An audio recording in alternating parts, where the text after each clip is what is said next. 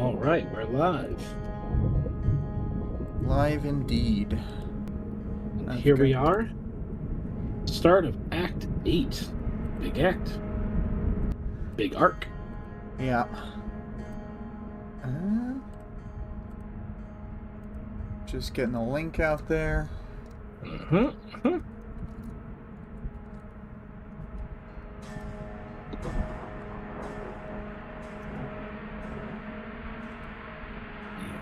Cool. Go to live chat and all the good stuff. Okay. Excellent. Oh, it's making me do a verification. Just a sec. Let's make sure. Yeah, we gotta make certain you are who you say you are. You miscreant.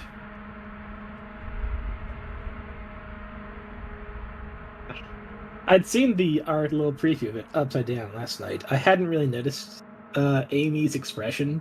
She's really giving Taylor the eye here. Okay. I'm not sure if we were actually live during that. Do you have the things pulled up? Yeah, I have it pulled up. Okay, and it was actually playing? Yeah, I heard the music. That's good, that's good. Okay. Yeah, it's live. Yeah, it just, it, like, made me re-sign in and stuff, so it was really weird. And, OBS will keep chugging away regardless. Yeah.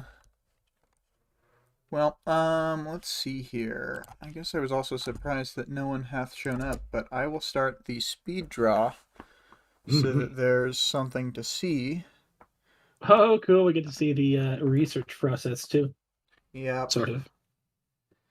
I'm going to quickly close, some curtains to try and keep more heat in, because it's actually very cold here, so... I'll be right back if you want to talk about what you're seeing. Yeah, we get to see a whole bunch of mostly new wave. Gallant is here too, holding hands with Victoria. Very cute.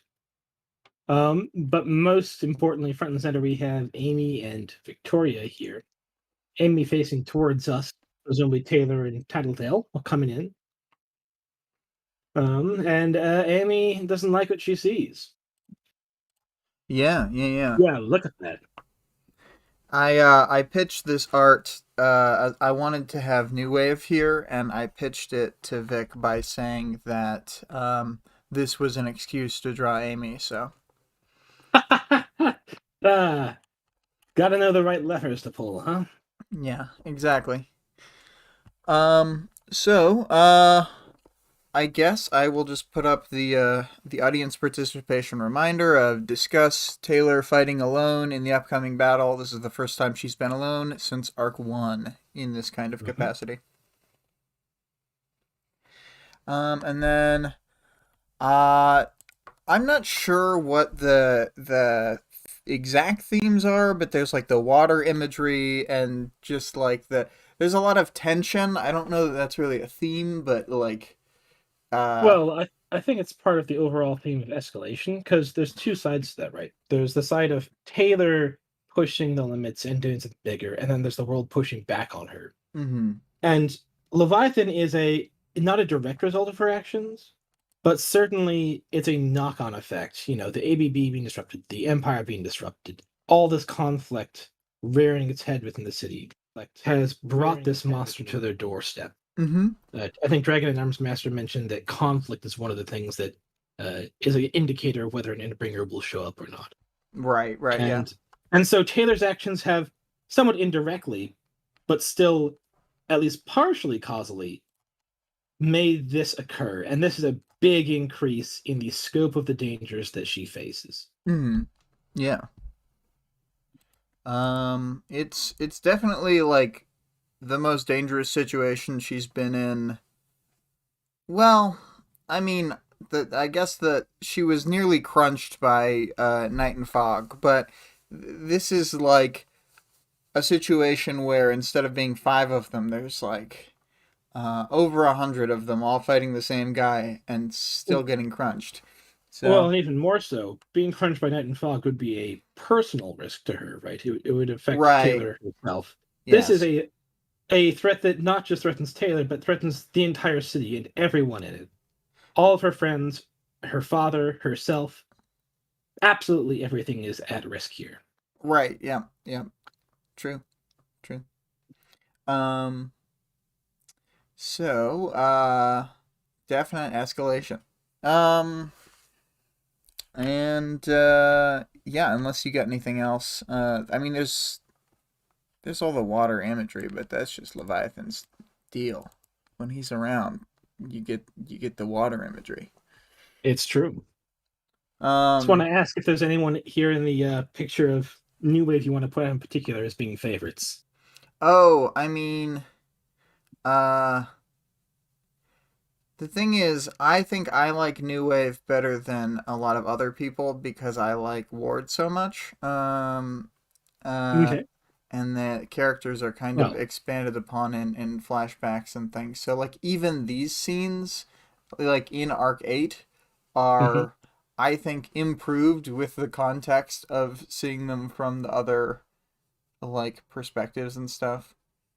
Yeah, I think especially I haven't read all of Ward, but the relationship between Victoria and Dean here, which doesn't Mm-hmm. get that much attention in this story, gains a lot more narrative weight after having read at least part of Ward. Right, right. And they kind of hit that right off the bat, like near the beginning of the book. So, Hmm. yeah. Um, but let's switch to the full res version so that it looks better. Um, then yeah, I think we can go ahead and begin on the chapter here. Well, you know what? I guess I'll point out it's funny because Victoria really hates Mark's costume, Flashbang. She Okay. she thinks he looks like a real idiot, and that it's kind of antithetical to their thing that he kind of has a face cover. But then Yeah, she, for the yeah, audience, he's the one on the far right there, right up in the upper right hand corner. yeah, yeah. And like even later on, the Victoria character will be like, "Why would you be called Flashbang and have like a non-flashbang grenade outer casing? Like, how does that even make sense?" So, yeah. Uh, I mean, it doesn't. Costume roasted. It is at least sort of funny in the context of, weird superheroes who only vaguely have connections to their costumes or powers. Yeah, Historically, I mean. Anyways, yeah, yeah, yeah. Anyway. Um. So let's see here. I think we should just start in on the chapter. mhm. From the first sentence of 8.1, there's water imagery everywhere, and then a quote here: "The crush of bodies was a tide that Tattletale and I had to push through. Barely, barely even caring their capes. Rude as fuck." Um, the people are heading off to the shelters around the city, but are stupid and are acting panicked and breaking all the rules. People have mounds of luggage, bringing pets, shoving and swearing, and trying to drive cars through the crowd. All sorts. Yeah, I mean, they are being dumb, but it's the understandable sort of dumb where the sirens are going off, everyone is panicking. You're not going to leave Fluffy behind, of course. Yeah, yeah. I mean, and we discussed this of like it makes total sense to bring a pet because if you leave them behind, they're gone. That they're gonna die. Well, not only that, but people form such an emotional connection to their pets that expecting them to leave their pets behind is pretty unreasonable and is just going to invite people to break that rule. And once they break that one rule, they're like, well, I can send a time to grab a bunch of clothes and my extra computer and a bunch of toiletry. And you're like, oh gosh, no, no, no. Get to the shelters, get take what's important and what's necessary and nothing else. But I don't know. I just don't like there being rules that will transparently be broken nearly always. Right, right, yeah. Because it's just not practical. Hmm. Anyways, they reach a group of cops. One almost says something, but is quietly shut down by the officer next to him. He hands them a paper titled Parahuman Response, with a cute little map directing the capes where to go. Luckily, even easier to follow than a map. A giant mech suit drops from the sky, marking their destination. So they approach the building with the PRT and the mech suit outside, who they know is Dragon. She's looking off toward the storm cloud hanging over the water, gradually approaching the city. Skitter hesitates for a moment when approaching the PRT officers, wondering if these are the people she attacked in the fundraiser ambush. And there probably are some, but at least she only foamed them instead of filling their noses with bees. You know. So, for her, that's light work.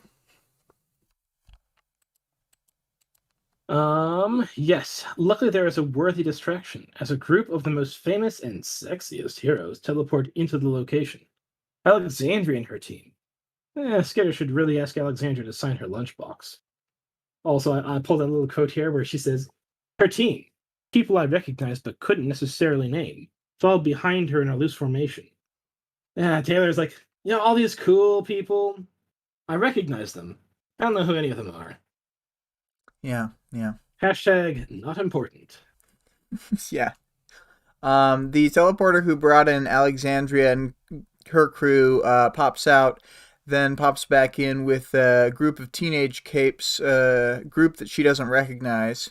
Skitter notes the bright colors of their uniforms and assumes they're heroes. Heroes don't have a monopoly on fashion, Taylor. There's a shirtless, muscular...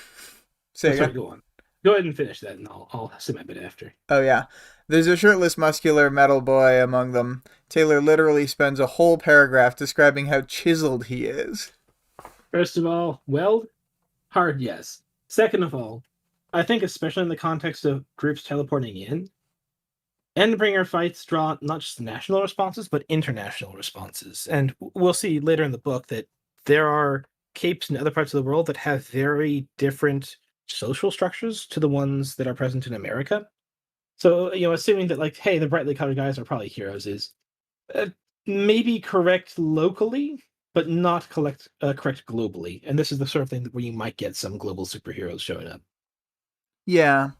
I'm not super sure, like, how often people show up globally, like, just depending on the situation. I know that, like, the super fast flying capes usually, like, try to go to each thing, but, like... I have to imagine that there's at least some response teams similarly, sort of how we have the PRT here in America.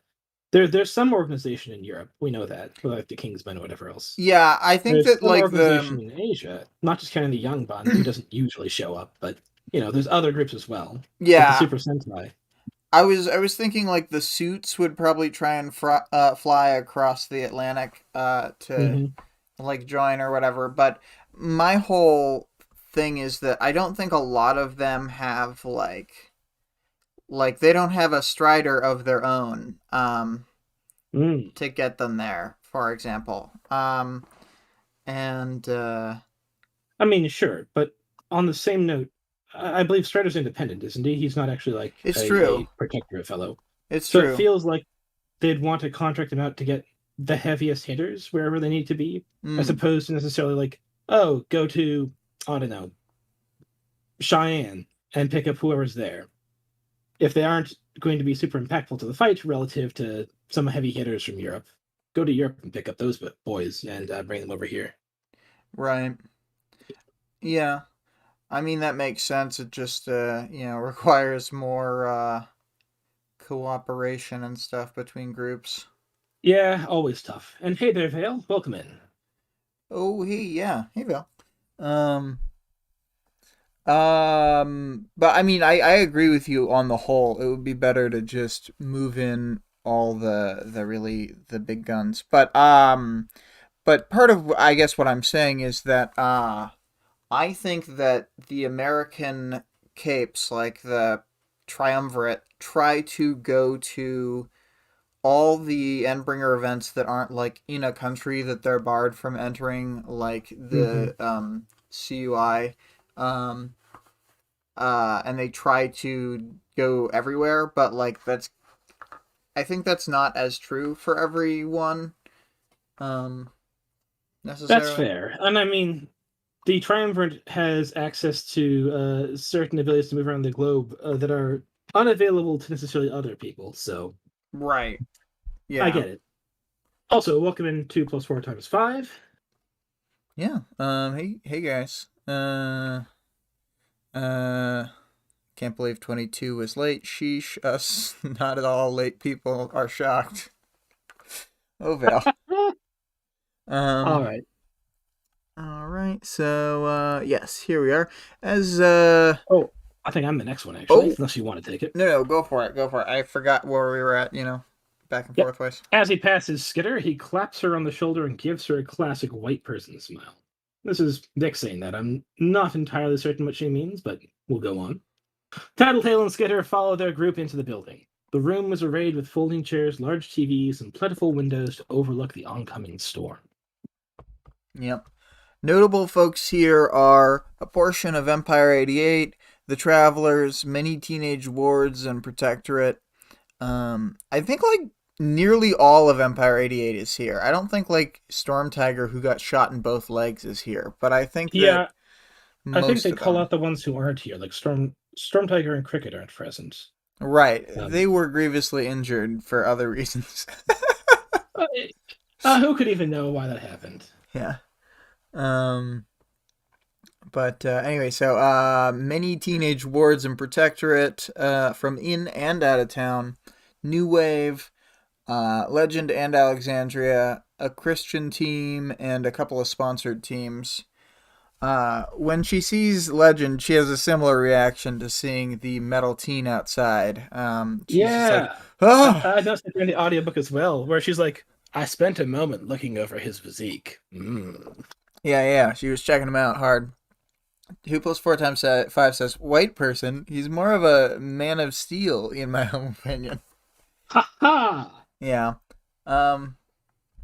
I didn't actually ask Vic about that. I was just like, we'll just go with it. Yep. Um. But I had wanted to say I had just remembered here that I kind of was like thinking about it today, and I think there's about 200 capes here total, and I Okay. think about 20% ish of them are from Brockton Bay. So Okay, so yeah, about 160 outside heroes is what you're saying. yeah, a lot of ones from different major PRT teams, because I got to imagine even if you only bring 5 Protectorate and 5 wards somehow. I mean, not PRT, but you know what I mean. 5 Protectorate and 5 wards from like the top 10 cities. That's already 100 capes. Sure. So Yeah, and some of these teams are quite a lot larger. We know that like LA, New York, Chicago, those all have fairly big teams. hmm hmm I think that they don't. I think that the wards that are brought in are more limited, and they sort of ramp up over time as they like keep running out of people. Um, but like I felt like there's like a bunch of the Boston wards, but then like less of the other towns. Maybe I'm not sure. It's just vibes I got. Yeah, I think I'll talk a bit about the wards after this next paragraph here. Do you want to Okay. also take the noble folks who aren't here? Oh yes, notable folks who are not here are Coil and his soldiers and Fault Line's crew. None of them are here. Which for Fault Line's crew, I mostly get it. Fault Line would maybe be useful. Labyrinth, I wouldn't want to bring her into a situation like this, but she'd be dead useful. But the other guys, not as much. Like maybe Gregor could do like some like assist work in some way. But like I wouldn't want to bring Neuter into this. Like what the fuck's Neuter gonna do? Well, he's gonna get a bunch of his juice into the water, and then who knows what's gonna happen? It just seems like it's a recipe for disaster to bring Neuter to this situation.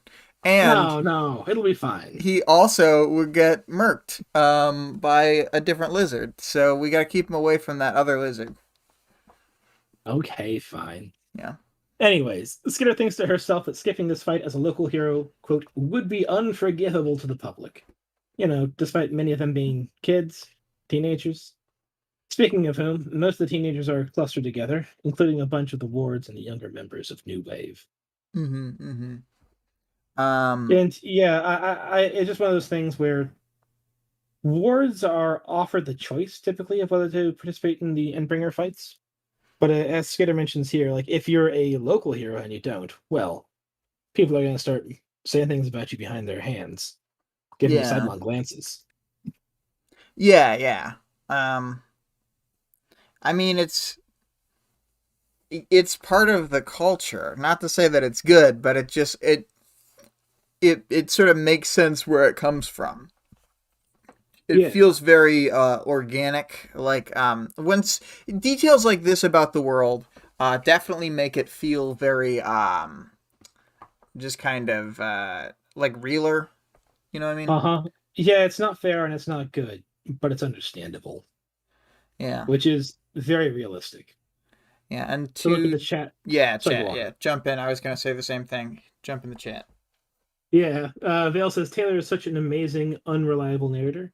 Yeah, and I think this is really one of Wildbow's strengths is that he's very good at writing from the view of the character, which catches a lot of their biases and a lot of what they focus on as well as a person.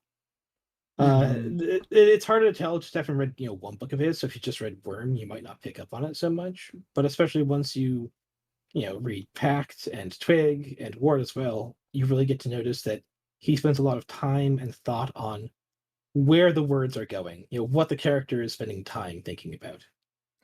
Yeah, I saw. Okay, so I saw someone kind of talking shit on Ward, saying that like the a downside was that the like character voice of the protagonist felt too similar to Taylor, and I was kind of like baffled by that. I was just like, I really you think that they have similar character voices? Like, I don't know. I think that they're very distinct.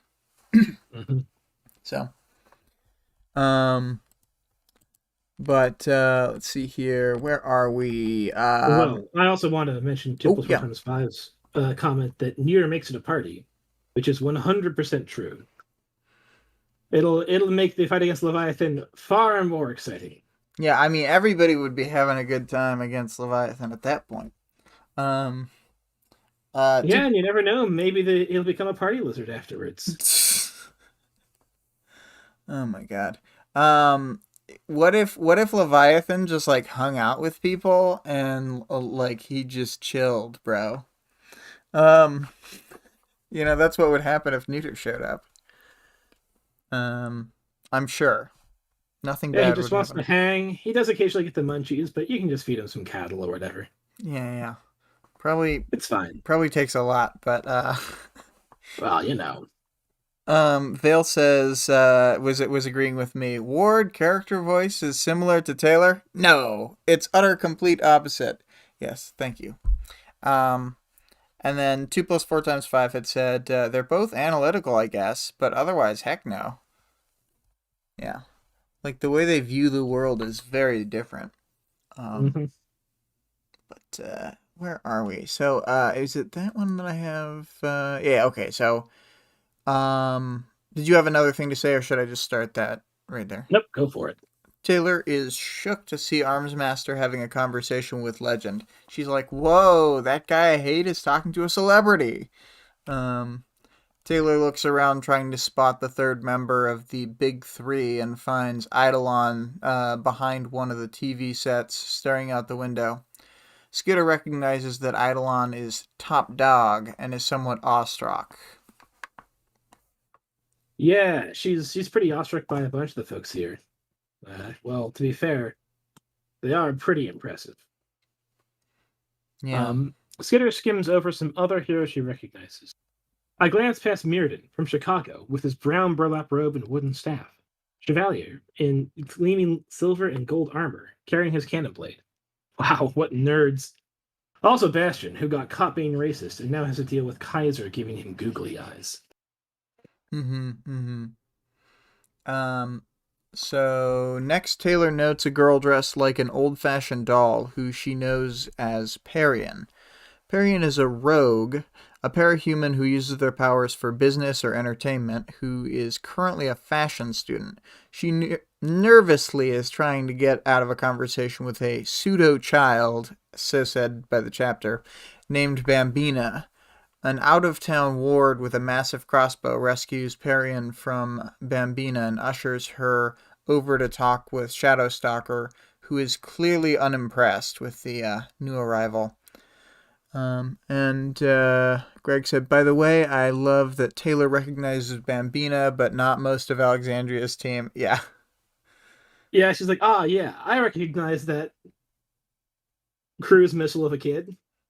Exactly. Alexandria's team? Nah, not important. Yeah. Um, Yeah, Vale had but said in the chat, Taylor and Ward protagonists could not be more different. It's like saying Jack Slash is just like Legend. They both use words and English. Not much crossover after that. But, yeah, yeah. I tend to agree. Next, Taylor notes a girl. Oh, sorry, wrong one. Tattletale spots Regent and Gru, and when they approach, they ignore Taylor. Taylor thinks that although she knows she shouldn't be freaking out about this in the situation, she still is. And the chapter says that really stung. Taylor would know a thing or two about being stung. It makes her think about being back in school. Taylor sits in there in the traveler's general vicinity and is quietly ignored by Sundancer as well. It seems she wasn't so willing to look past the fact that had carved out Lung's eyes. Yeah, yeah. And Vic has put in all caps here. We can note here that both Manpower and Narwhal are 7 feet tall for no reason. And then Greg said, Narwhal especially grabs the whole room's attention when she enters. As she should. As she should. Yeah. Narwhal is great. Anyways, as all the capes settle in, Legend approaches the front of the room for a brief speech. He thanks Dragon and Armsmaster for the early alert of Leviathan's arrival, giving hope that today can be one of the good days. But he reminds them, statistically, a good day means that 1 in 4 people in this room will be dead before the day is done. Yeah, great start to an inspirational speech, Chief. Yeah, I think you and I disagreed a bit on whether or not this is necessarily a good speech or why. You wanna give your side of the Well, view? I think it's good because like regardless of everything, a lot of these motherfuckers are crazy. Capes are crazy. So like you gotta really land home that if you go out there all reckless like you're gonna get murdered. All right, 2 plus 4 times 5 says, I know for sure my attention would be grabbed by Narwhal. And look, Narwhal, she's got a certain fashion style and she owns it. I respect that. She's rocking the look. Yeah, I mean Taylor appreciates it too. She's always like, I just couldn't quite focus for some reason. Narwhal was in the room, but Yeah, but no why. Anyways, so yeah, you were saying that the speech can help to sort of reel back in some of those parahuman tendencies to go crazy, go off the rails. yeah, yeah. Um, uh, I mean, still people do that during this fight. I think. I suppose. Yeah, my counter argument was that a speech like this should really be to boost morale and try to avoid people essentially losing morale, breaking ranks, leaving the fight, thinking it's hopeless. Which this speech sort of does the opposite of, right? It's like, oh, a whole bunch of you will die, and Leviathan is really strong and nearly unkillable, and we have no chance of beating him. Anyways, go have fun, folks. I think he would rather someone who's going to rout right at the beginning leave now. I mean, I would, because then you can sort of tell better what you have at your disposal. I suppose, but there's a large category of people I feel where they can be swayed by this sort of rhetoric and feel that they should commit. Yeah, Like if you're on the fence, you want the person to stand in front of the room and give a rousing speech about. I mean, he hits some points there where it's like this is a very important thing to do, and it may be difficult, but it's a goddamn important thing to do. Um, and I think that's a far more effective part of the speech than this opening paragraph. He says. all right, sure, sure. I think it's fine. But Uh, you know, I think Alexandria would give a different speech. yeah, but they put Legend up there. They chose to have him do it, so yeah. Fine. Clearly, they Or even think it's fine. Chevalier. Chevalier knows how to give a good speech. Yeah, Give Chevalier that will give many. a speech about how he's bad at giving speeches. And yet the speech is amazing. Is it What a though? fucker. A lot of them are. A lot of them are kind of comically bad. Uh, Okay. in my like a lot of the I'm thinking of like um just the further on he gets, the more he's like, I don't know what's left to say. Wow. I feel like that's really the vibes from some of his later ones. What do I even say at this point?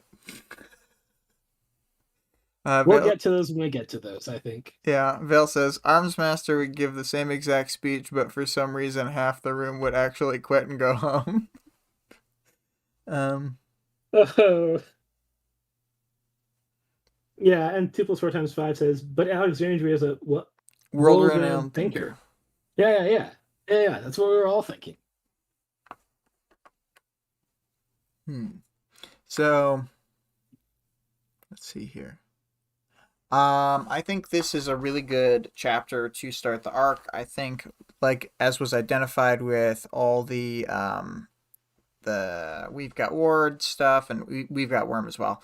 The point one chapter of each arc is typically like tone setting and stakes setting, uh, and I think this delivers everything we need. It picks up at a good point where it makes sense from the last arc. It has like clear location, time, like characters who will be around, stakes. It's got the whole shebang. Yeah, I mean, much more than a lot of previous arcs. This one establishes the risk, what's at stake, very directly in the first chapter. Mm-hmm. 1 in 4 of you will die on a good day. The bad day, you're all gone. Vale says, I love the We've Got Worm intro to this, where they analyze the actual words used and how they all serve the purpose of setting an aquatic/storm kind of theme. Yeah, for sure. Yeah. Yeah, we mentioned that at the very start. You'd said about how a lot of the language used in this chapter is specifically water language, tides of people and whatever else. Surges, stuff like that, yeah. Mm-hmm. And then if you wanted to start, I thought maybe we... Sure. The crowd murmurs at Legend's words. He emphasizes that he does not want them to underestimate Leviathan. I've seen too many good heroes. He paused for a fraction of a second. And villains, too, die because they let their guard down. Yeah, he's seen good people die. And villains. And villains. And villains. 8.2 indeed. 2 plus 4 times 5. Leviathan's very presence carries the storm with it. Torrential rain is reaching the beach. The water and ground are already being stirred up before the arrival of the first big wave. Legend goes on to describe Leviathan's powers, toughness, speed, an after-image of water, and macro-hydrokinesis, and some of the atrocities it has caused. Millions dead, nations sundered. We'll cover it in more depth in the characters section. Taylor knows the dates of Newfoundland and Kyushu by heart, which is understandable since Kyushu is like 3,000 9/11s happening to Japan on the same day. Yeah. And spillage over for more. I just thought 3,000 was a cleaner number than the, Yeah. But he paused. We have since classified the locations the Endbringers targets as either hard targets or soft targets. The battlefields are where we stand our ground, buy time, wear them down. Or the hard battlefields are where we stand our ground, buy time, wear them down. The soft ones are locations we cannot afford to do this. And then, do you want me to keep going on? Or I can pick it up. The televisions in the room show a cross-section of Brockton Bay, including the large clearly aqua fire, beneath the city. Leviathan will be able to manipulate both the water in the ocean and in the aquifer. If the resulting tidal waves don't wipe the city off the map, it may collapse as the water from the aquifer moves to disrupt the ground. This makes Brockton Bay a soft target where they cannot afford a protracted battle. And you had noted here that the way the aquifer is described isn't quite right, but it would functionally collapse the city with the aquifer in essentially the same way, regardless. Because they aren't really large underground lakes. They're more like water in voids between rocks, sediment that hasn't entirely settled, whatever else. But regardless, It could churn the ground Leviathan in a being way that would able destroy to all the building's foundations and collapse most stuff. exactly. So, Vale says Leviathan is like Taylor, except water instead of spiders. Now I thought about Taylor as a spider-based Leviathan like Endbringer. Shudder. Oh my god! I mean, it's a full-on rider of the apocalypse. But Come also, sweeping in. wherever the big Taylor moves, just bugs drop out. I just think it'd be funny if she had like a very literal similar power where it's like the after image, but it's bugs, not water. Spiders. So Just she move your constantly arms, has bugs spiders! falling out. Yeah. Oh boy. Oh, that'd be excellent. So anyway, so the plan is to hem him in and pound him with as much firepower as possible. It is vain to hope to kill him, but he can be whittled down enough that he will flee back to the ocean, and if we hurt him enough, it may delay the time before he is capable of making another attack elsewhere. He may flee? Taylor, you have a chance. Yes. Anyways, Legend is momentarily distracted by the windows rattling. The storm is so powerful at this point that it is shaking them in their frames and making the glass nearly opaque. This is what the Endbringers are. As of yet, we've been unable to stop them, unable to get through even one confrontation without grievous losses, be it civilian casualties, the loss of a city, or the loss of the lives of some of the bravest and strongest of us. And they will keep coming, one after another, winning these small victories and winning some major ones. Okay. Yep. Mm-hmm. So, what was this chat? So the chat, 2 + 4 × 5 said, she does have those swarm clones. Vale says, exactly. The entire parahuman continuity is like, no fucking way. Community. Sorry, we're out. Oh, community. Yeah. Oh, I mean, people will write anything if you give them the idea. Yeah. Legend wraps up his speech and looks to Armsmaster to handle a Tinker explanation. Dragon-designed armbands are handed out. They track your location and Leviathan's last known location, allow defenders to send messages or ping for assistance, and will automatically request help if you are badly injured or unconscious. Neat. Yeah, very cool tech. I guess they must be sort of expensive to use because it feels like that sort of thing would be pretty useful to have as a general, purpose thing for heroes. Or maybe they have a better version for heroes that are less mass-produced. Who knows? There is a the decent chance that they're quickly manufactured Tinker tech that will work for a short amount of time, then break apart for some Tinker reason. That makes sense. Sure. Because I even comment a little ways down in the powers, knowledge, and world building that she kind of produces a heap of tech here because it's 200 armbands. Mm-hmm. So. Yeah, that would make sense. I had just sort of assumed that they were a stockpile that she pulls from. But that would make sense definitely if they're just stamped out on the spot as needed. Yeah. Part of Strider's contract is to move this pile of gear. Mm-hmm. I mean, you say that, but Dragon flew down in a suit. There's no reason she couldn't have flown down a little cargo container as well.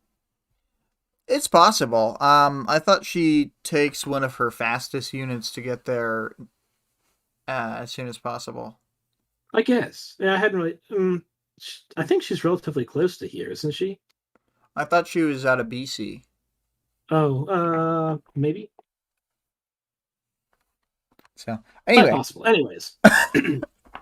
Legend calls for the Endbringer veterans to stand. Arms Master is surprised to see the travelers get up and whispers something to Miss Militia. Legend recommends following the orders of the veterans if they don't contradict the Protectorate. They've survived at least one attack like this, and their instincts may be invaluable. Mm-hmm. Legend then splits the crowd into smaller groups. If you can take a hit or make expendable combatants, you go with Alexandria and Dragon. Armsmaster. Oh, yeah, there are a couple short paragraphs I'll just do. Armsmaster approaches the Undersiders, asking where Hellhound is. Tattletale is insulted on Bitch's behalf, and he considers Bitch's dogs to be expendable. What an asshole! Yeah, jeez. Arms Master and Chevalier are in charge of melee combatants. Battlefield controls under Bastion's command. Meriden is coordinating movers. And finally, Legend himself is commanding the artillery. And they don't mention it, but usually there's another group that's focused on intelligence and coordination, where a lot of the thinkers would go. Mm-hmm. And then there's kind of overlap for some other people. Like, obviously, Dragon is in both groups. Dragon fits in a lot of groups. She can do so many things. Yes. Oh, 2 + 4 × 5 says, I have 1 bar of service. And my dog is refusing to continue our walk. Oh, sad. Just remember, he's not expendable. Exactly, not expendable at all. Even though we're less than 1 block from my house. Oh, jeez. Yeah, one time my dog just stopped in the middle of the street, and I had to pick her up because a car was coming, and she wouldn't move. What a mess. But I had wanted to mention. Oh yes, I have been pronouncing it Chevalier. Like, I know it's Chevalier, but like. Yeah, I mean, this is a my lot brain. of the hero names. Yeah. Mm-hmm. Wildbow apparently fails the English pronunciations of these words, like Chevalier and Marquis. There are French pronunciations of them, like Chevalier and Marquis, but you know, I'm fine with English pronunciations. Just I have to remember to do them when I see them. Mm-hmm, mm-hmm. Oh, now he's laying down. That's the Lyra move. That's what my dog did. Lays down in the middle of the street. Anyway. So the same metal teen from outside is evidently one of the wards handing out armbands. Taylor is asked for a name by the armband, and in story, I understand she's obviously going to say Skitter, but I feel like there's more here. And to read a little excerpt. A display read, State name. I pressed the communicator button and spoke. Skitter. My name appeared on the display, with a yes-no display in the corners over the respective buttons. I confirmed it. It's just like, I don't know, it's like a little something. It's a little double meaning something there. How surprised some yuckster like Clockblocker doesn't see it read state name is like Massachusetts. Yeah. I guess this sort of situation sobers him up. You know, I see what you're saying though. These are parahumans we're talking about. You'd think there might be one. There's a reason they're like, if you abuse the comm privileges, we'll take them away like instantly. Mm-hmm. So, yeah. Yeah, 2 + 4 × 5 says, I refuse to pronounce Marquis as Marquis. Which, fair. Name, Leviathan 2.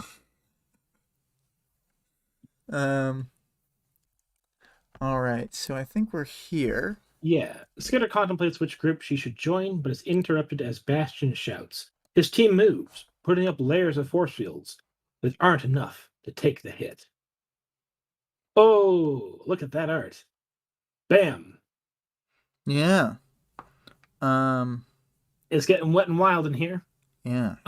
Water and debris rush in. One of the television screens toppled in the onrushing flood. The other two showed a flickering series of images, a half image of each. The coast of Brockton Bay being struck with a wave. The ferry, the harbor down at the south end of town, the boardwalk, all smashed by the initial wave. I saw a glimpse of a tall figure in the middle of one shot, little more than the blur behind the spray of water and the rain. Yeah.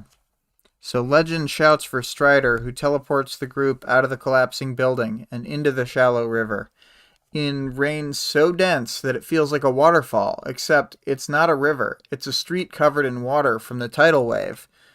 It's dark, and Skitter can't even tell if it's because the sun hasn't risen or because the rain blocks it out. It's weird. I always think it's weird to consider this fight happens like at sunrise, essentially, and is a long enough fight that Mm-hmm. it starts before sunrise and happens through sunrise, and it's still dark. Yep. Quite the scene. Downhill, Skitter can see the boardwalk, or what's left of it. It's all crunched. Some of it's like fully upward. Some of it's like middle breaks and kind of accordioned in.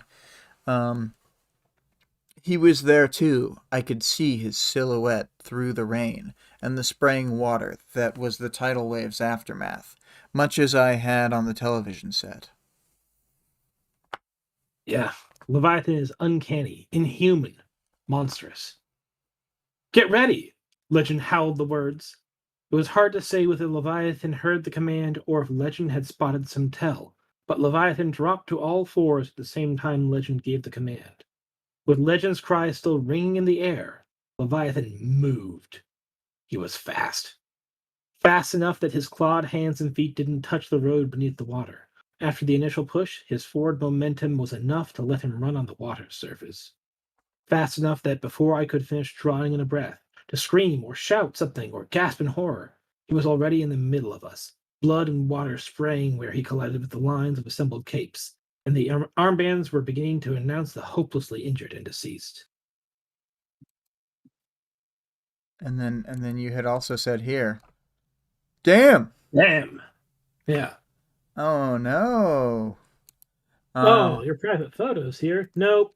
this chapter ends with the armbands listing out the capes who were downed or killed. They it's a list that is ellipsized because it does not end before the chapter ends. So, but yeah, that's the end of the chapter with a whole bunch of people getting, as they say, shreked. Um, you know. Yeah, I mean, we see just like even in his initial appearance, just bam, boardwalk gone. We walked along there with Taylor, arms master there, whatever else.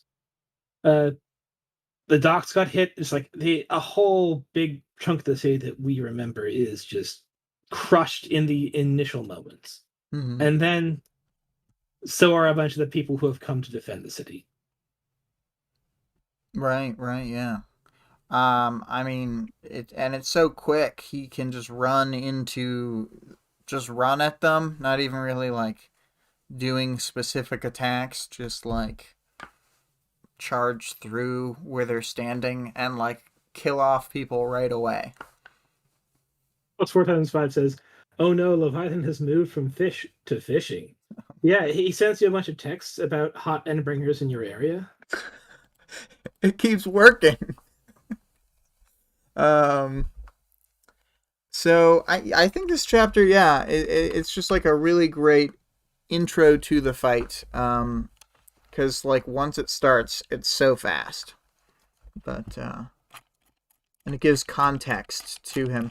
Although it doesn't really, I know they say he's hard to hurt, but they don't really give a good context for like how hard to hurt he is. Yeah, I mean, I think it's just setting an expectation that he won't be taken out by like Alexandria punching him once. Right. And then we get to see later on exactly how tough that means, which is, as it turns out, very, very tough. Mm-hmm. Yes. A lot of the stuff that we would think from previous experience would be effective are not really effective because he's so dense. He's like a frame of a Star Wars prequel. He's so dense. He's kind of a Pokemon character. You really can't hurt him in any meaningful way. That's true too. He fainted. Uh, Anyways, 2 plus 4 times 5 says, sounds more like a Simmerg tactic. I suppose, but Legend would just finish telling us that Leviathan has made the strengths of both of his brethren. So he's just adopting a few Simmerg tactics in there. Yeah. Um, well, let's see here. So I think we can move on to the character section. Sure, yeah. We have a lot of characters to cover because we meet a lot of people over these yeah, chapters. for sure, yeah. Do you want to start with Alexandria? Or do you want me Sure, to? yeah. We have a description which says the long, straight black hair that spilled from the back of her helmet sweeping from one side to the other. Athletic, tall, muscular, but still feminine. Her costume was black and light gray with an image of a tower in the center of her chest, and she featured a wide, heavy cape that flowed over her shoulders and draped onto the ground beside and behind her. Yeah, I mean, you gotta have poise to carry off a cape like that, and she has it. Poise, super strength, flight. You know, the kinds of things you need. Yeah, she's sort of your classic Superman. Strong, tough, They flight. don't say it here, but she's brainy Superman. Sure. I don't think of Superman as a especially Brainiac type. yes. That's fair. Yeah, she really has the full, like, enhanced human abilities top to bottom. Yep. We'll see what happens with her next time. Oh my gosh. Legend. Legend sported a skin-tight blue costume with a design in white that fell somewhere between flame and electricity in style. He had a perfect physique, one that I didn't mind a second one that I didn't mind giving a second glance over, a strong Hmm. jaw and wavy brown hair. Legend was at the head of the pack when it came to being flying artillery. His firepower was on par with Purity's, if not outright surpassing her, and he was far more versatile. Yeah. Yeah. Neat character. I like Legend quite a lot, actually. We'll get Mm-hmm. to meet him more in detail later. So most we see of him here is the big long speech he gives, which we already talked about him in. Which I mean, I guess also sort of implicitly puts him as the face of the three. Uh, He's when it the comes head. down to it, He's the head of the Protectorate. yeah. When it comes down to it, though, they defer to him to giving all the speeches, whatever else, because he's the head honcho of the protectorate, and he is also the person that they think puts the best spin on these things. Mm-hmm. Which I'm not certain I agree with, but you know, he has the experience. He has the weight. It's maybe Alexandria could do it different, but like Eidolon would be worse. He would be a disaster as a leader. Oh, Yeah, let's all I think go everyone fight agrees with on the that. battlefield together. Let's be friends. Yeah, he's a charisma black hole. It's fine. Yeah. Look, you can be a charisma black hole and still be a very effective character. He Just, you know, the thing is he comes off like the voice I was doing despite having like mega voice. yeah.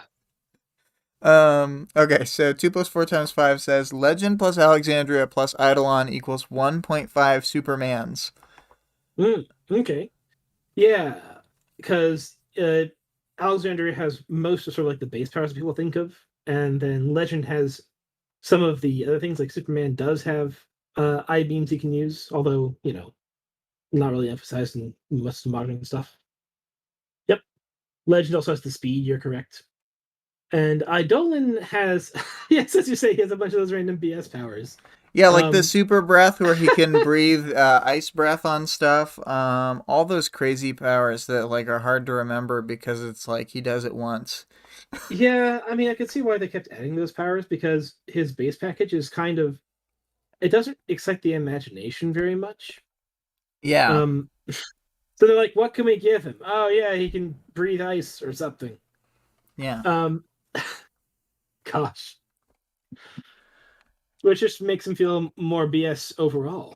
Well, that's that. Much like Eidolon, he is a more BS overall. Yep, Do you wanna? sure. Speaking of Eidolon, Eidolon stood behind one of the large television sets, staring out the window. He wore a blue-green skin-tight suit that expanded into a voluminous hood, cape, and sleeves that draped over his hands. The interior of the hood and sleeves wasn't shadowy, but illuminated with a soft green light. And then later on, Taylor says Eidolon had every power, though he could only hold on to a handful at a time. And sure, some people might argue that Legend was better than Eidolon, or maybe even some other cape in Dragon or Alexandria. Sorry, other cape like Dragon or Alexandria. Generally speaking, though, Eidolon was a top dog. Yep. And yeah, she spent some time talking about how there are like 5 top parahumans who are sort of excluded from the schoolyard discussions of who's the most powerful because they are so head and shoulders above. And they are the 3 Endbringers, Scion, and good old Eidolon here. Mm-hmm. Mm-hmm. Let's see here. So, Vale says he just stored the ice in his ice stomach. Sheesh. And then 2 + 4 × 5 said, ice gizzard. Get it right. Oh boy. That's Superman's real power, having an ice gizzard. Yeah, people don't talk about it much, but that alien physiology really comes in handy. Exactly. So Weld, a shirtless, muscled boy with metal skin, eyes and hair, and a strange texture to his shoulders and spine.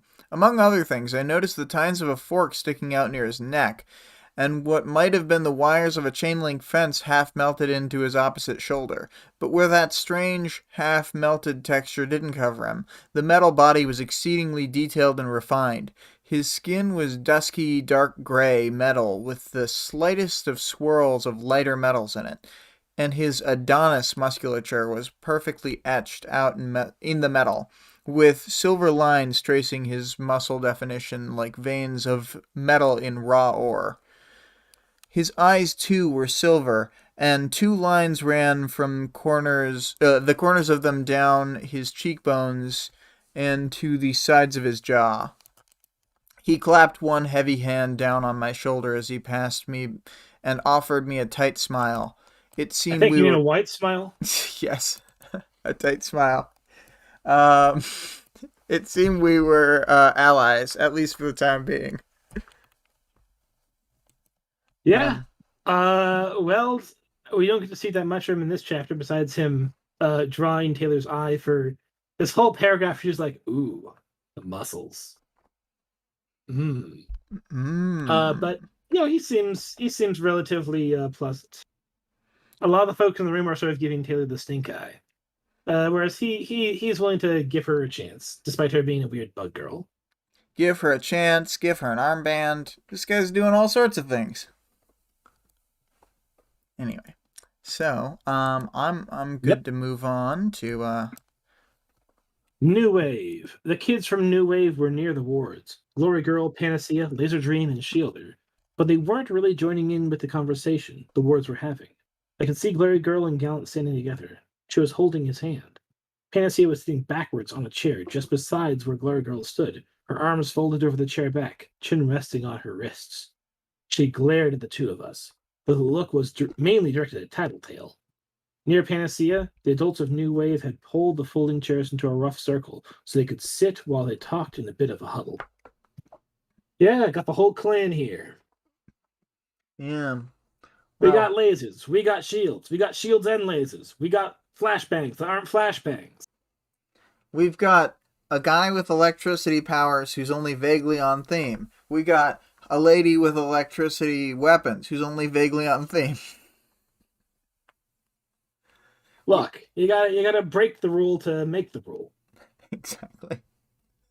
I love that they have like Sorry, I they, read 2 plus 4 times 5. what's World's favorite music genre? Heavy metal. Yes, he would probably hate that joke. Well, yeah, I think he would. But yeah, I swapped back to the other art, of course, showing the exact scene described in that paragraph. I think Mm-hmm. it's great stuff. I mean, you can lure Vic into doing stuff like this art by saying it'll be a chance to draw Amy. Vale says golden oldies. Um, but I'm not sure to what. Uh, So, Narwhal. Narwhal turned heads as she entered the lobby. She stood 7 feet tall, with a curtain of glossy, pale hair extending almost to the backs of her knees. She was unclothed, not even wearing a skin-tight costume on her long-limbed body, but it somehow wasn't obscene. Her skin was layered with fine crystal scales that caught the light and scintillated with faint rainbow hues. A single horn stood out from the middle of her forehead, 3 feet long. Yeah, and she has a little bit of action in this chapter. She saves a bunch of folks from the building collapsing by shoring up the ceiling. Yeah, Hello, Narwhal. they don't exactly say it here, but like, I mean, she's not exactly triumvirate level, but Narwhal is quite powerful, I would say. Yeah, I mean, she's not in the same organization. She's part of the guild up in Canada, same organization that Dragon belongs to. Yeah, I And think isn't Dragon part of both the guild and the Protectorate though? I, I actually am not certain what her status is regarding the Protectorate. She definitely is a member of the guild, though. And then Yeah, I I'm not just thought certain it was whether she's crossover. officially a member or she just liaises with them continuously. Ah, okay. Yeah, I mean that would make sense too.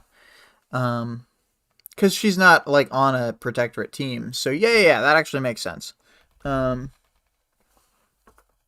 but yeah, so Narwhal is from Le Guild, which is they're cooler than the Protectorate. They're like they're the cool kids of the heroes, I would say. Yeah. Wildbow's Canadian bias showing through. Exactly. Um. Well. So Leviathan. Um. Yeah, here's the question. What do Mhm. we want? You see I pasted like literal 2 pages worth of text because there's so much about Leviathan in these chapters. And he's certainly very important.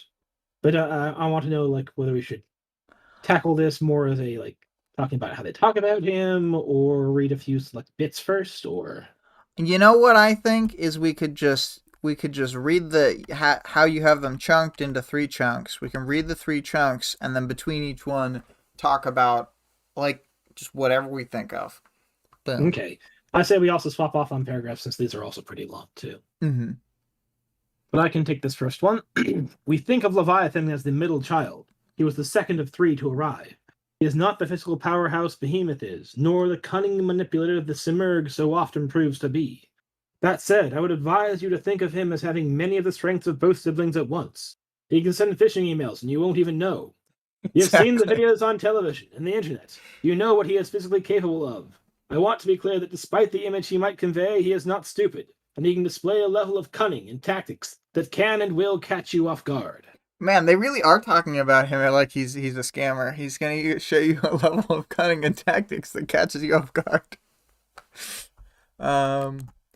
So I will tell you that I will tell you what you may not know from the videos. He feels pain. He does bleed. But few attacks seem to penetrate deep enough past the surface to seriously harm him. He is like the other two Endbringers in this respect. What sets him apart is his focus on water. You're likely aware of his afterimage, his water echo. This is no mere splash of water. At the speeds Leviathan can move, surface tension and compressibility make water harder than concrete. He also has a crude hydrokinesis, the ability to manipulate water, and there will be water on the battlefield. We believe that this is what lets him move as fast as he does when he is swimming, faster than he is normally, far faster than any speedster we have on record. Yep. Yeah. So this is just sort of like establishing a bunch of the powers that he has. He they also sort of drop some hints about the other Endbringers here. Their names at least, Behemoth and the Simurgh. And then how And they relate to Leviathan, who we're going to see, and then we can sort of like in our minds estimate them from seeing Leviathan here. yeah, so we hear that Behemoth is a physical powerhouse, and the Simurgh is a cunning manipulator, and that Leviathan is not those, but sort of in between. But I mean, he is it's that thing where like both of them are like incredibly heavily specced into one thing, but he's got enough of 2 classes to like effectively do both on like Yeah, a mid-tier scale, which he's the spell sword of the group. yes, and he's quite effective, um, as far as things go. Um, let's see, what was I gonna say? Um, oh yeah, I was gonna look at 2 plus 4 times 5 thing. Joking with dramatic irony about the taking him seriously and not getting caught off guard. Hopefully, everyone in the room will actually listen to every word of Legend's speech. So Yeah, we'll see. Also, good luck with the dog. yeah, yeah. Good luck getting inside. Man, those backwards D's. Uh, yeah, Leviathan, crazy stuff. Do you have anything that you want to say before we move to the next set of? No, let's go on. Okay. So, I spoke of Leviathan as a hydrokinetic. I can't state this enough. Leviathan is primarily a hydrokinetic on a macro scale. There is no better illustration than the days when Leviathan won. Newfoundland, he spoke. I knew exactly what he was speaking of, and mouthed the date as he spoke it. May 9th, 2005.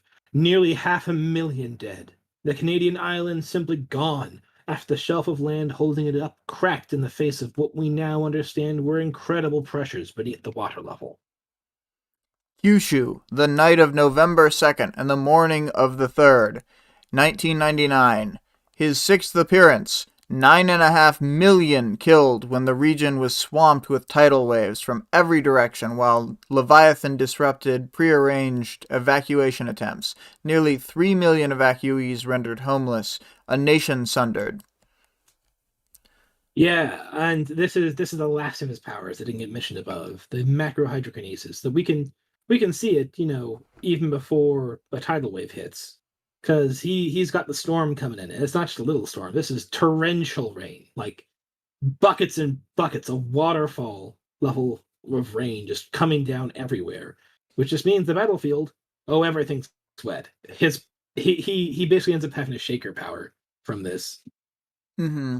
And I mean, they're about to talk about it in the next section, but like when you factor this together with his like water shadow, like the amount of water that he'll have around him is always large enough for him to use his like large scale macro hydrokinesis kind of thing, and Yeah. he can use it to like he said boost his speed and run around like crazy, which we'll see right away at the start of the fight at the end of 8.2, where he's running on the surface of the water. I do find it interesting though that his hydrokinesis. Normally, when you think of someone with hydrokinesis, you think of them like a waterbender from Avatar, Mm-hmm, mm-hmm. where they're actually like moving blobs of water around and smacking them into people, whatever. This is not what Leviathan does. His hydrokinesis is on a mass scale, but is also relatively subtle. So it's things like, oh, there will be rain, there will be tsunamis. If there's water, I can make it, you know, collapse buildings from running underneath them. It's Right, not going to right, like yeah. rise up and smash you in the face as he's like fighting you, but it's going to be destructive everywhere around him on a slower scale. Right, yeah. It's really effective. And like in that way, he is doing a bunch of subtle stuff. We'll see him pull some like major tricks throughout the fight. It's just like Legend said, like he's got a lot going on. Um, Mhm. and then what else? I was gonna say one more thing about it. I guess let's read this last part so that we can talk fully about like the water shadow because that kind of factors into everything. Okay. So we get a description of him here. 30 feet tall. The majority of him was muscled but not bulky. Oh gosh, Shelley even notices the muscles on the monsters. His hunched Sexy shoulders, Leviathan. neck, and upper torso were the exception, bearing cords of muscles that stood out like steel cables. They gave him a top-heavy appearance, almost like an inverted teardrop with limbs and a tail. His proportions were wrong. His calves and forearms seemed too long for his height, his clawed fingers and digitigrade feet doubly so. He moved with a languid sort of grace as he advanced through the spraying water. His arms moved like pendulums, claws sweeping against the water's surface, while his upper body swayed left and right. as if to give counterbalance to his great height. His tail, 40 or 35 or 40 or 50 feet long and whip-like, lashed behind and around him in time with his steps, perhaps born of the same need for balance that gave him his teetering gait. I want to stop here for a second to say Mhm. his tail is longer than his height. So it's like Yeah. a He 30 feet tall, 40 to 50 foot tail. yeah, and it's like totally prehensile. So he can like lash it around and grab things that are super far away from him. So Yeah, I think this is one of the things that people might underestimate about him because they think that like, oh, he's got his arms there he can reach you with, but the tail is just as deadly. yeah, and I like the whip like thing. Like, yeah, it can like whip crack out, and because of its size compared to like a human body, it can like uh I don't know, it's like getting slapped with a big tree-sized, infinitely dense thing. Well, he also gets additional reach from the water echo because if he snaps Yes, it forward, that after image of water is going to keep going and slam into whatever he was sort of aiming it at. for sure. Anyways, moving onwards. Gallons of water poured around him in the wake of his movements, roughly the same amount of mass as the body part that had just occupied the space. The afterimage streamed down him and splashed violently against the water he waded through. Gotcha. Sorry. My brain snapped to the chat, and I just saw what Vale was doing with Golden Oldies and Fusion. Those are more weld music genres. Sorry to distract. Um, so as he got closer to the heroes and villains that were organizing into lines, shouting something I somehow couldn't hear over the buzz of fear and adrenaline, I could almost make out his face. It was something you never really saw in the videos or pictures. He had no nose or mouth, no ears. His face was flat, rigid expanse of the same scaly skin that covered the rest of him, like the scales of a crocodile's back. The hard, featureless plane of Leviathan's face was broken up by 4 cracks or tears, one on the right side of his face, 3 on the left. In each of those dark gaps, the green orbs of his eyes glowed with a light that pierced through the rain.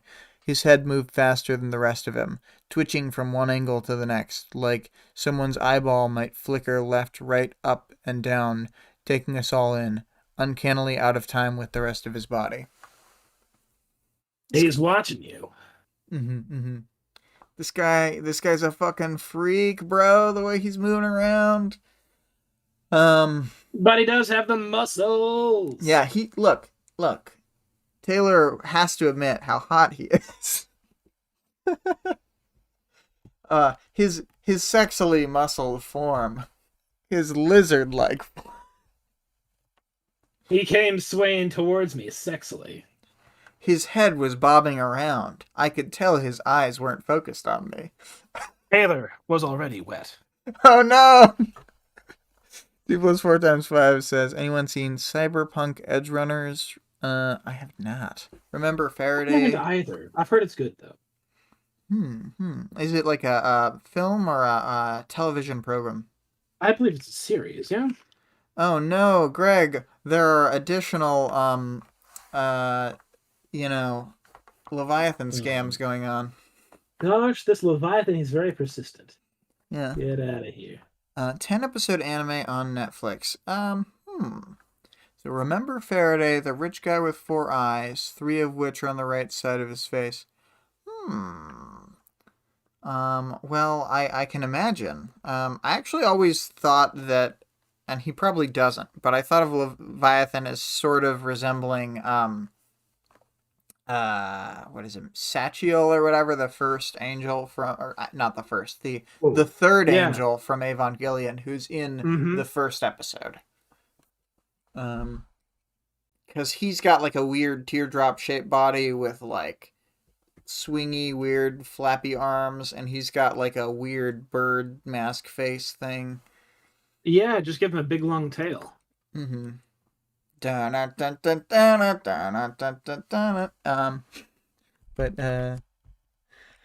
Yes. And I mean he's pretty world endy like Leviathan. Um. Yeah. Yeah. I think it's very similar in the way that, like, yeah, if you try to bring a bunch of conventional force against an Endbringer, it will do absolutely fucking nothing. Yeah, yeah. I don't think they mention it here, but probably like way later. But at some point, somebody tried to nuke, um, I think Behemoth, and it just didn't work because I mean, he feels like the worst one to nuke, honestly. yes, um, but Like, at least nuke Leviathan or something. yes, agreed. Um, what are you gonna do? I guess the other problem typically is that they typically only make themselves vulnerable, when they're attacking something important. At which point, you know, if Leviathan attacks Los Angeles, you don't really want to nuke Los Angeles. You see, this is what I'm saying too. But with 2 + 4 × 5, Leviathan might be able to dodge the nuke, and then you have radioactive tidal waves. I mean, true. But all of them have problems. It just feels like Behemoth is going to do fuck all, and they should have known that. Yeah. I imagine the Seamarg being like swoop and swinging it Yoink! and then swing throwing it, you know, off in another direction. Yeah, it feels like giving her a nuke is a bad idea because Yes. Yeah. Not a good one to nuke. None of them are. Um no. The point is, I think Leviathan is the least trouble to nuke. Like the yeah, worst you do is just sort of miss him. I mean, you'd want the nuke probably to be carried in by like Alexandria, who could fly it in faster than jet engines could, Hmm. faster than whatever rocketized thing it would normally fly with. But yeah. Powers, knowledge, and world building. Well, I think we can like wrap together what we were saying with like the Leviathan stuff I wrote right here, which is that the response we see here in these chapters and the bloody start of the battle give credence to the way Leviathan and the Endbringers as a whole have been treated as a subject in the story to this point. Leviathan's destruction of Kyushu is well over 2 times as bad as the worst natural disaster that we have on record, the 1931 flooding in China, which some estimates have as high as 4 million people dying. But as far as I understand, that includes like the subsequent year of famine and disease. And the Leviathan stuff, like Kyushu, was like one day.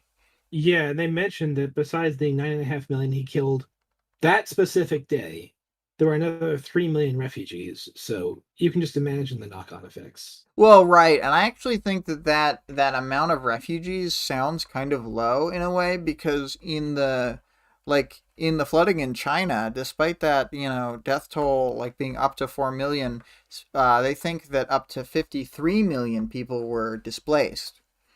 Hmm. So, um, yeah, the numbers get ridiculous. But Yeah, Kyushu would also it's cut probably off fair. transport in Japan too. I think so. But what were you Yeah, saying? I say I have to imagine that if Leviathan attacks an island of Japan, even if he's focusing on Kyushu, he would have tossed a few waves, like at Everywhere anything else. surrounding. Like, why the heck not? A wave for you too. Yeah, yeah. Um, 2 + 4 × 5 makes a good point. Have you considered that most of them probably died so that there would be less refugees? I know what you're saying, but I was thinking along the lines of what Greg was saying, which is that even if the main area that's hit from a tsunami, like a lot more people die, you can still have a less deadly but still very destructive event. It's like being in the state next to Florida when Yeah, hurricanes I mean, happen. like Kyushu is pretty close. It's just south of the main island, and for that the smaller island is sort of in the south of Japan. And it's Hmm. also pretty Hmm. close to South Korea. So Hmm. you could imagine, like, just toss a couple waves to the side while you're there. Yeah. Yeah.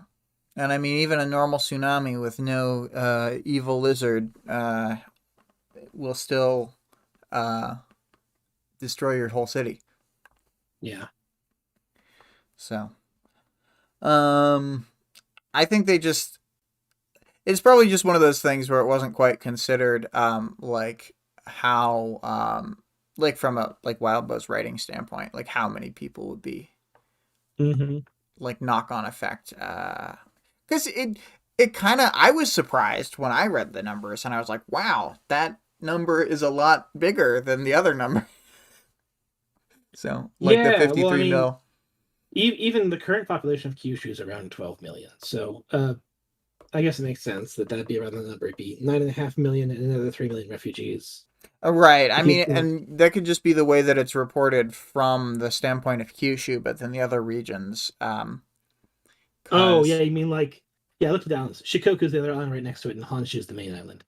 Mhm. So yeah, and then South Korea is right there as well as I mentioned. So you can imagine just if you had just minor flooding and being struck along the coasts there, it'd still be pretty serious as well. Mhm. Mhm. Definitely.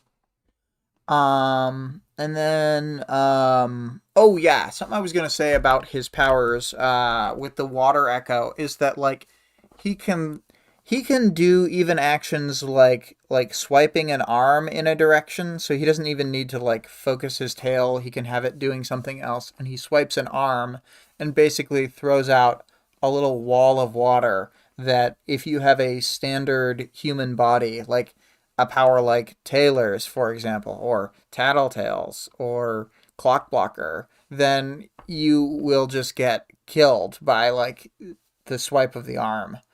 He doesn't Hmm. actually have to be like within reach, but yeah. Yeah, and I mean like he is if he hits you with his like own body, he is extremely strong as well. But you're Mm-hmm. right that just like normal people or people with normal levels of toughness, he is extremely deadly at a pretty long range. Mm-hmm. Mm-hmm. Yeah, and it's like you said too. He can snap people from a really long distance with the tail by whipping out like essentially a thin blade of water. Hmm. And by thin, I mean still thick because it's like thicker than your body trunk, probably, but thin to Leviathan. Hmm. Um, Thin to a 30-foot tall monster. exactly. So, and then as I mentioned earlier, Dragon is kind of not only the best tinker, but she's also able to produce like a whole heap of these items. She makes an armband for each cape, and from what I was figuring, there are just shy of 200 capes fighting here today. Yeah, Um, and of course she brings in a giant ass mech suit as well. Taylor looks at it, it's like, oh wow, those are gigantic missiles on that thing. mhm, mhm. And yeah, that's Dragon for you. Yep, yep. Dragon, pretty cool. Um, and then, did you want to read this legend thingy, or do you want me to read this legend thingy? Sure, I can read this legend thingy. Yeah, he pulled out a little bit of his speech. You are doing a good thing, the greatest thing. This is why we are tolerated, why society allows and accounts for the capes that walk the streets and fight in its towns. Because we are needed for situations like this. With your assistance, we can forestall the inevitable. Your efforts, and if you choose to make them, your sacrifices will be remembered. Yeah, yeah, pretty cool. Yeah, I mean, I think this is a very important bit of text for the story overall because it sort of helps to explain why this frankly kind of awful situation is tolerated by society at large. There are a lot of villains who are doing a lot of villain things, and it's kind of terrible. Yep, yep. But also, there are gigantic city slash nation slash island destroying monsters who go around and wreck the place up. And if you want to have a chance at not having everything destroyed, you got to bring as much firepower as you can to the battlefield. Which means, if you got to tolerate some people doing a few minor robberies to get them on your side for these important battles, you do what you have to. Mm-hmm, mm-hmm. That's why only recently the three strike stuff has been ramping up, and like people have been going to the birdcage like crazy. Um, Hmm. but like previously, they left more people out to sort of keep the game alive more and keep more people active.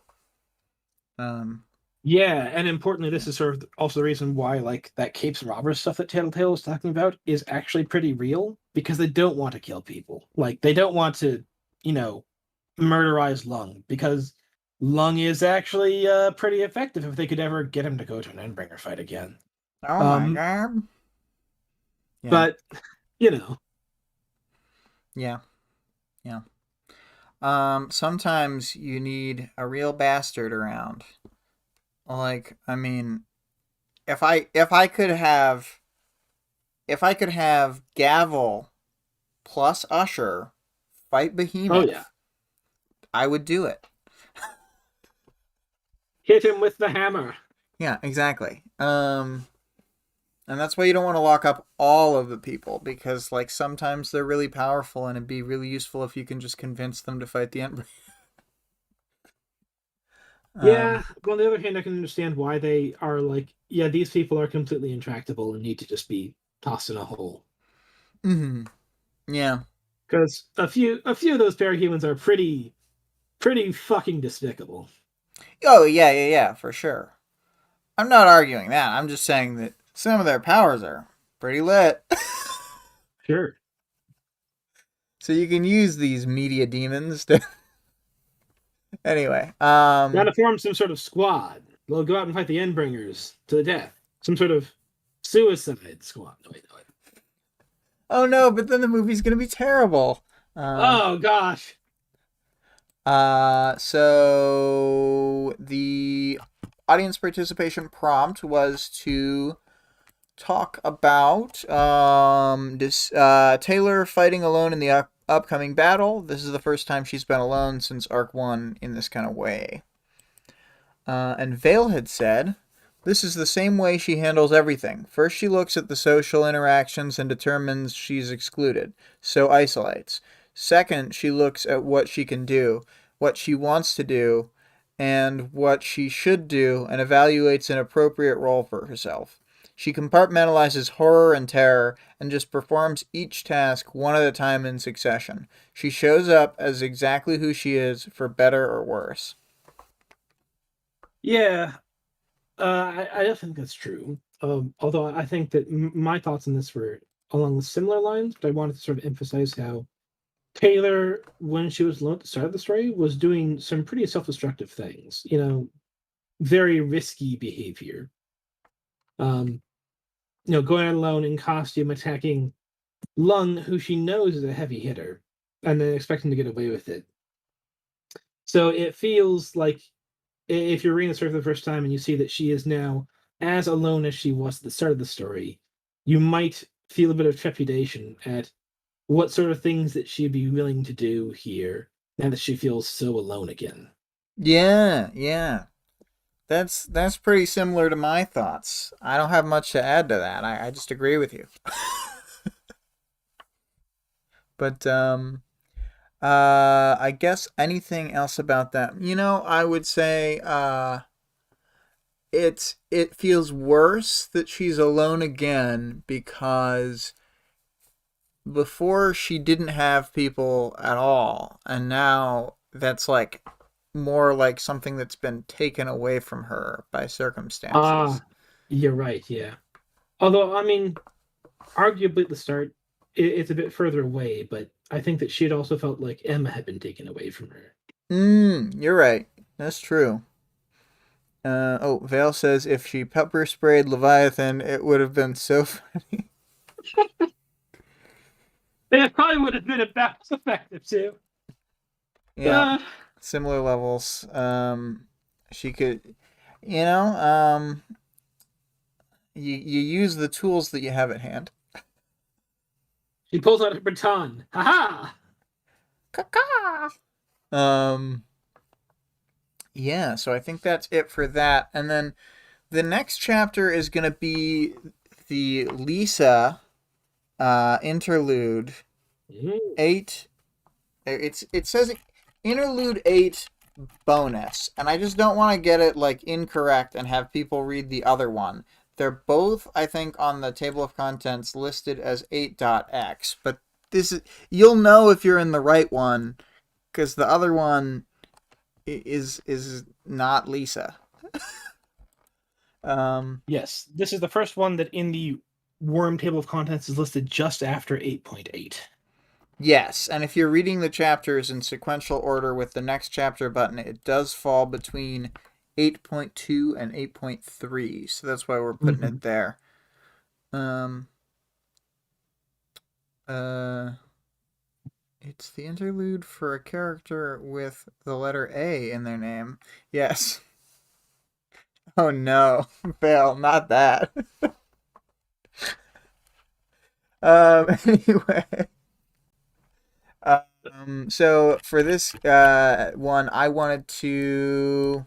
I guess I didn't like finalize the question. I kind of ran out of time, but I wanted to talk about sort of the idea of would Taylor have been able to integrate with the original, like with the Undersiders, before they had been together for 11 months when they met at the end of this chapter in the flashback. Do you think that she would successfully integrate with the group before they had kind of smoothed each other out a bit? And that's Maybe I think Tattletale is a pretty effective manager of people. yeah. So maybe I think that if Lisa isn't fully on board yet, though, then it gets a lot harder to bring Taylor in. If it's just like Well, but yes, like this Gru shall and be Regent. the discussion question for next week. Oh yes, of course. So, how would Taylor fare at integrating into the Undersiders initial group rather than joining later? And that shall be the question. Very cool. I will have some thoughts, some more thoughts even. Indeed. And so we're gonna do for 8.x. There you go. And then so we're basically, oh god. So Vale had said scatter.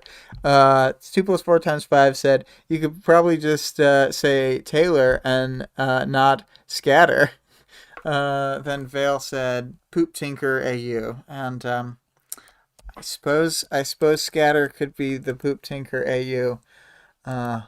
We can only hope not. But I'm going to start the good old intro outro music again. I'm gonna read them links if I can reopen my little thing. So the music for this arc is A Strong Force, the Ulgonsah Witches, as always by CO.AG Music, and there is a link to this particular song on YouTube in the description of the streams for this arc. Our Discord server link can be found in the descriptions for the streams as well as the channel description. The author of the work being discussed can be supported on Patreon at patreon.com/wildbow. And the full text of the work is available for free online at parahumans.wordpress.com.